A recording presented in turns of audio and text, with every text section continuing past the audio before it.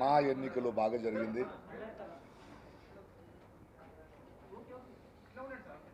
ఎప్పుడూ లేనంత ఒక చైతన్యంతో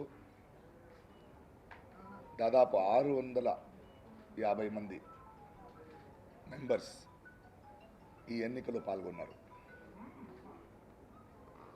ముందు మంచు విష్ణు గారికి, శివబాలాజీ గారికి, రఘుబాబుకి, గెలిచిన ప్రతి ఒక్కరికి పేరు పేరున కంగ్రాచులేషన్స్. ఒక అసోసియేషన్ కోసం వచ్చారు, మీ హామీలు ఇచ్చారు. అక్కడున్న సమస్యలు ఏంటో నాకు తెలుసు, మీకు తెలుసు. ఇద్దరు కలిసి విశ్లేషించాం. దానికి పరిష్కరించడానికి మీరు చాలా ఒక పెద్ద ప్రణాళికతో వచ్చారు. All the best you. అది చేయండి. కానీ ఈరోజు నేను తెలుగోడిని కాదు, ప్రాంతీయత, జాతీయవాదం ఇవన్నిటి నేపథ్యంలో జరిగింది.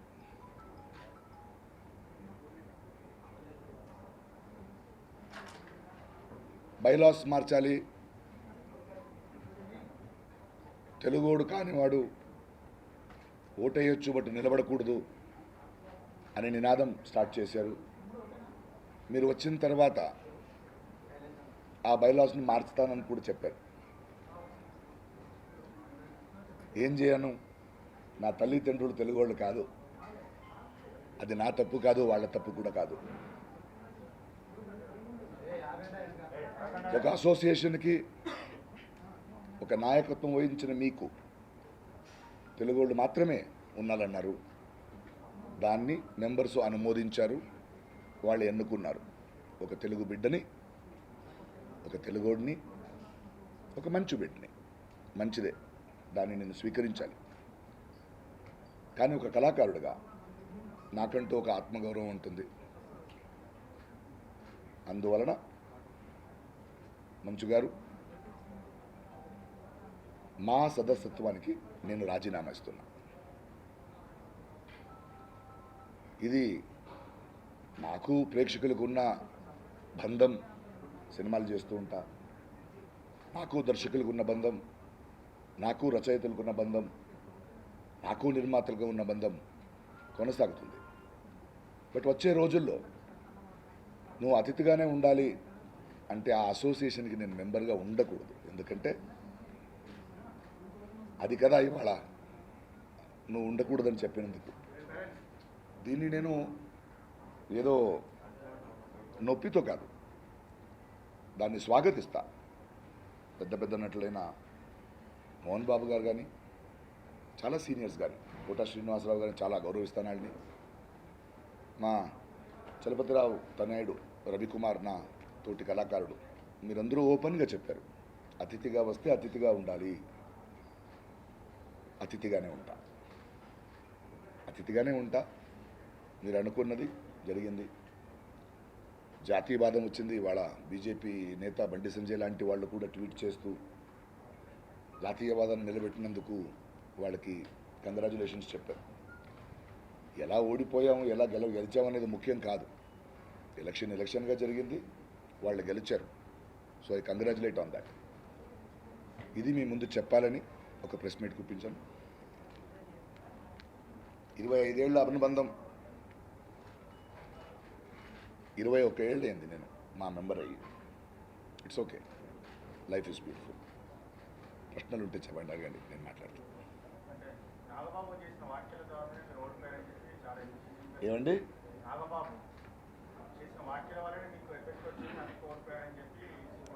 ఇది వ్యక్తిగతం కాదు కదా. ఏం చెప్పినా మెంబర్స్ డిసైడ్ చేశారు, మెంబర్స్ ఎన్నికలు వేశారు. నాగబాబు గారు ఒక ఓటు వల్ల నేను గెలవలేదు కదా. ఉండొచ్చు, ట్రెండ్ మారొచ్చండి. నాగబాబు గారు చెప్పొచ్చు, చాలామంది మాట్లాడొచ్చు. బట్ ఎన్నుకున్న మెంబర్స్ వాళ్ళు ఎన్నుకున్నారు కదా, వాళ్ళ మనసులో అది ఉంది కదా, అది కదా ముఖ్యం మనకి. ఇది నాగబాబు గారిని ఓడించడం కాదు కదా. ఎలక్షన్స్ ఫేస్ చేయడంలో మీరేమన్నా తప్పుగా స్టెప్ వేశారని అనుకుంటున్నారు? ఈ స్టెప్ అంటే ఏంటి? డాన్స్ కాదు కదా ఇది. కాదు, నేను ఈ ఎలక్షన్కు ముందు ఏం చెప్పానో దానికి నిలబడతా. అది తప్పు కాదు. నేను సమస్యల గురించి మాట్లాడాను, ఏం చేయాలో చెప్పాను. అవతల వాళ్ళ గురించి నేను కమెంట్ చేయలేదు. బట్ ఫైనల్లీ ఎన్నుకున్న వాళ్ళు అది కాదన్నారు కదా, దాన్ని మనం గౌరవించాలి. ఇది సడన్ డిసిషన్ కాదు కదా, విశ్లేషించావు కదా, విశ్లేషించి ఎందుకు ఎన్నుకోలేదు. అలాంటి రాజకీయం మా అసోసియేషన్లో చేయాల్సిన అవసరం లేదండి. ఇది రాజకీయ పక్క ఇది కాదు కదా, నాకైతే అవసరం లేదు. వాళ్ళకి థ్యాంక్స్ చెప్తాను, బట్ ఇది జరిగింది కదా, ఇక్కడి నుంచి వాళ్ళు ఆలోచించాలి.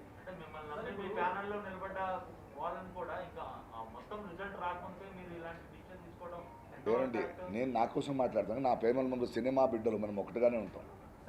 ఇవాళ తోటి సహాయకారులు ఏదైనా కావాలంటే చేస్తాం, అది కాదని చెప్పలేదు నేను. బట్ మీరు అలా అంటారండి, నేనేం చెప్తాను అలా కాదు. ఇవాళ రాబోయే ఎన్ని గ్రూప్ ఏముందో వాళ్ళు చెప్పారు కదా, నేను బైలాస్ మారుస్తాను, ఇలా కుదరకూడదు.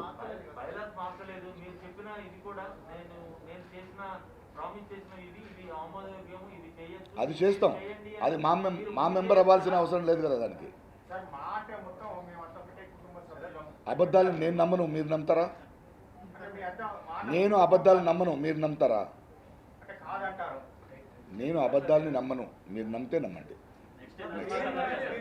వన్ బై వన్ అందరికీ ఆన్సర్ ఇస్తాను, 1 by 1.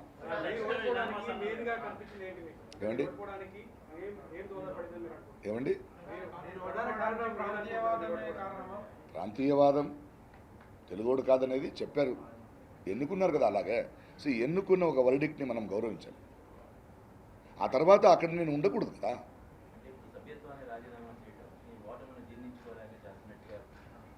దాన్ని జీర్ణించుకున్నాను కాబట్టి యుద్ధభూమి ఏంటండి? కురుక్షేత్రం కాదది.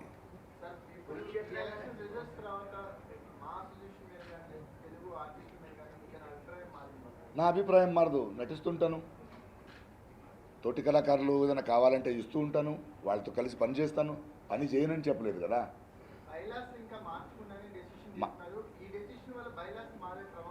తెలీదండి, మారుస్తానని చెప్పారు, ఆ హామీ కూడా ఇచ్చారు కదా.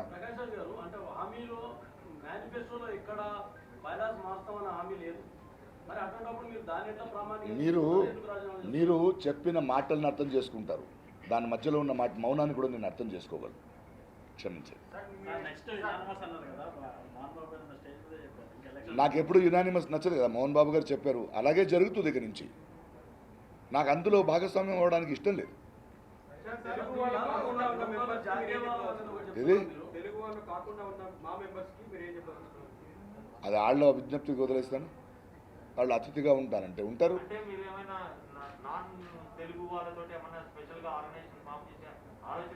చీ అలాంటి అవసరం లేదు. నేను యూనివర్సల్.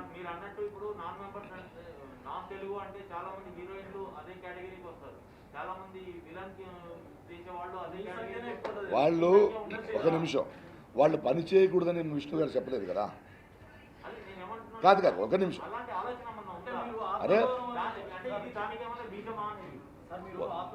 దానికి ఆన్సర్ ఇవ్వాలా వద్దా? నేను బంగారం కూర్చో ఒక నిమిషం. ఆయనకు ఆన్సర్ ఇచ్చిన తర్వాత నీకు చెప్తా. వాళ్ళు ఎప్పుడు కూడా నాన్ తెలుగు పీపుల్ యాక్ట్ చేయకూడదని చెప్పలేదు కదా. సో అందుకెందుకు వస్తుంది? అవసరం లేదండి. అవసరం లేదంటే మళ్ళీ అదే అడుగుతారేంటి మీరు? అవసరం లేదు, అంత సంకుచితుడిని కాదు నేను. చెప్పండి. నా ఆత్మగౌరవం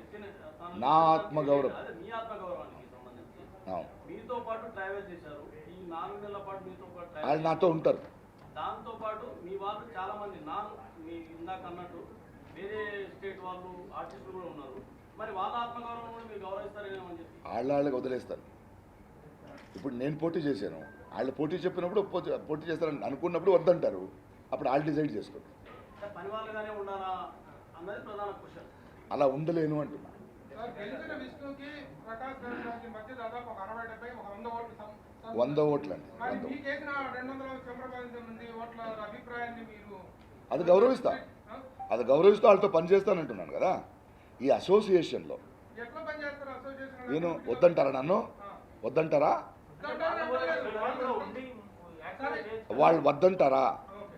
మీకు పాలిటిక్స్ లో కూడా ఇలాంటి రిజల్ట్ వచ్చింది బెంగళూరులో. మీరు అవును. రాజకీయానికి కూడా విరమించారు. అలా అని రాజకీయం వదలలేదు కదా నేను. అదే మీరు దీన్ని వదిలేస్తున్నారు కదా రాజకీయాన్ని. అసోసియేషన్ నుంచి బయట వచ్చానండి. తెలుగు సినిమా వదిలేనా?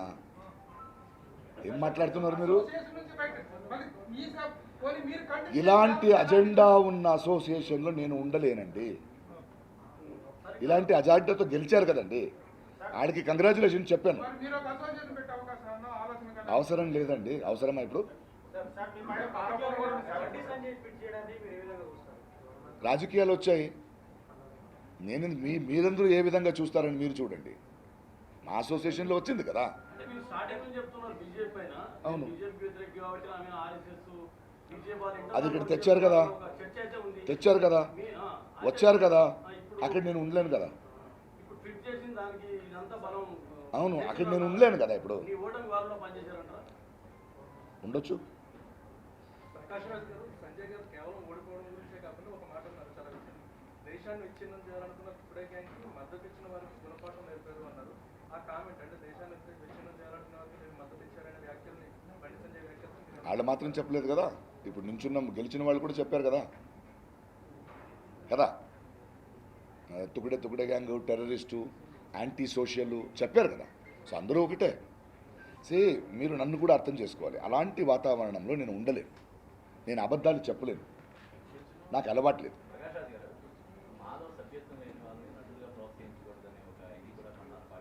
చేయని చేయని నా ప్రేక్షకుల నుంచి నన్ను దూరం చేయని, నా నిర్మాతల నుంచి నన్ను దూరం చేయని, నా దర్శకుల నుంచి దూరం చేయని. మాలో సభ్యత్వం ఉంటే పని చేయొచ్చు అనేటువంటి టెక్నికల్ పాయింట్ దాని మీద వర్కౌట్ చేస్తా ఉంటున్నారు వాళ్ళు. చేయని చెయ్యని మీరు ఎలా నిర్ణయం చెయ్యని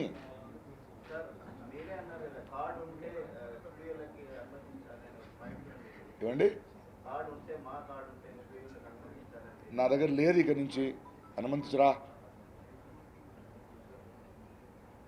నా దగ్గర లేదండి కార్డు. ఇక్కడి నుంచి ఈ క్షణం నుంచి ఏం చేద్దాం? స్టూడియోకి వదలరా నన్ను?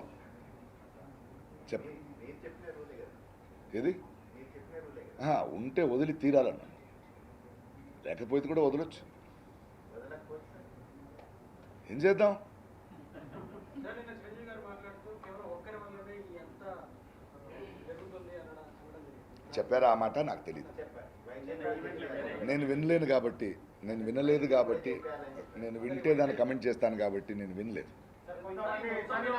ఈ మొత్తం వ్యవహారానికి ఈ సెంటిమెంట్ అనుకోండి, వీటన్నిటి కారణం ఎవరు మూల కారణం అయి ఉంటారు అనుకుంటారు మీరు? ఏదండి?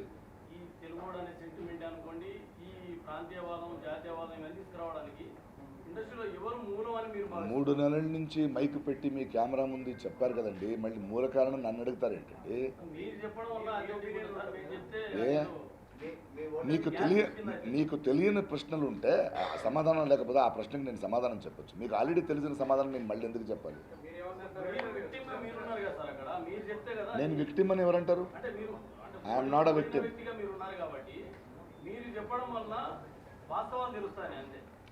అన్నీ అందరికీ తెలుసు. చెప్పండి. సార్, మీరు గెలిచిన ఓడిన అసోసియేషన్ కోసం 2 నెలలు పనిచేస్తామన్నారు. ఇప్పుడు సభ్యత్వానికి రాజీనామా చేశారు. నెక్స్ట్ 2 నెలలు నేను చేయాలి కదా. నెక్స్ట్ టైం మళ్ళీ పోటీ చేసి గెలవచ్చు కదా. ఇలాంటి ఒక అసోసియేషన్లోకి రాదు. ఓకే, అంటే అసోసియేషన్ మీద మీరు లక్ష్యం సంక్షేమం కోసం అరే ఒక ఆత్మగౌరవం ఉంటుందండి మనిషికి. వద్దంటుంటే ఎందుకు వెళ్తావు లోపల? బయట చేయలేవా? నెక్స్ట్ టైం కూడా మళ్ళీ మీరు అరే బయట చేయలేవా? ఈ నెక్స్ట్ 2 సంవత్సరాలు మీరంతా చూస్తారు కదా నన్ను. అదే అది కాదండి. ఓడిపోయిన పవన్ కళ్యాణ్ గారు 2 చోట్ల పోటీ చేసి 2 చోట్ల ఓడిపోయారు. అయినా ఈజ్ కంటిన్యూయింగ్ ద ఫైట్. మీరు అలాంటిది స్టేట్ పాలిటిక్స్ వేరు, తెలుగు అలా కాదు. అసోసియేషన్నే సినిమా ఇండస్ట్రీ కాదండి. భలే వాళ్ళే. ఎలా ఏంటి? ఓడిపోయారు. ఇప్పుడు మా ఎలక్షన్ ప్రెసిడెంట్ గా ఓడిపోయారు. సో ఈ 2 ఎన్నికలను ఎలా చూస్తారు? నేనుగా బ్రతికాను. నేనుగా గెలిచాను. నేనుగా ఉన్నాను. Thank you. మద్దతు ఇచ్చారని ఎలా అంటారు? ఎవడెవడో మద్దతు ఇచ్చారు. ఓటు ఎవరు వేశారని మాకు తెలియదు కదా. మనము దాన్ని కంటిన్యూ టోటాలిటీలో చూడాలి. ఏమండి?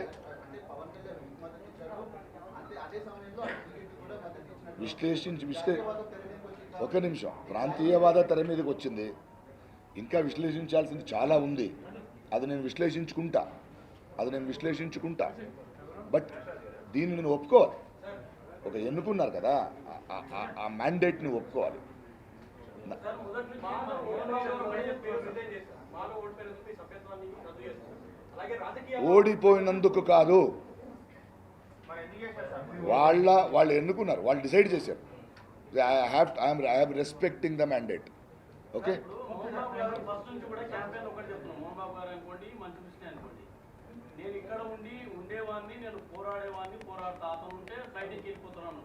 ఇప్పుడు మీరు రిజైన్ చేయడం వల్ల దాన్ని బలం చేకూర్చడం లేదే ఉండేవాళ్ళని తెలుగు బిడ్డని ఎన్నుకున్నారు కదా, నేను తెలుగు బిడ్డని కాదంటున్నారు అసోసియేషన్. వద్దు, మీరు ఇక్కడ ఉండి ఫైట్ చేస్తారు. ఇంకా ఫైట్ కాదండి, బ్రతుకుతాను.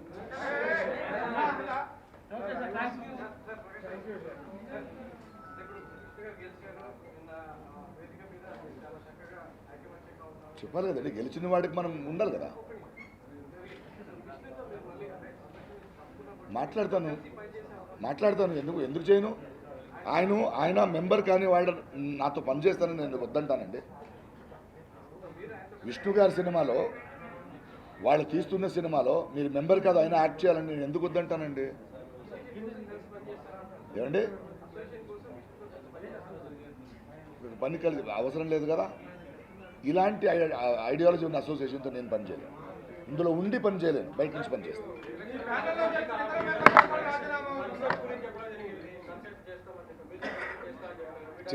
ఇస్తాను, దానికి దీనికి సంబంధం లేదు కదా. ప్రకాష్ రాజ్ ఏ రాజకీయ పార్టీ సపోర్ట్ లేకపోవడం వల్లనే ఓడిపోయారంటారు. రాజకీయ సపోర్ట్ అవసరం లేదనుకున్నా ఎలక్షన్స్కి. అవసరం ఉందని చెప్తున్నారు. ఎంత అవసరం ఉన్నా నేను రాజకీయాన్ని తీసుకురాను. అయిపోయింది. కారణాలు వందొట్టాడని నేను ఎందుకు చెప్తున్నాను చెప్పేశాను. మళ్ళీ మిగతా దానికి వెళ్తే 2-3 రోజులు విశ్లేషణ దీంతో అయిపోద్ది అనుకున్నారా? అలా మొదలైంది కాదు, ఇప్పుడే మొదలైంది. Thank you. సార్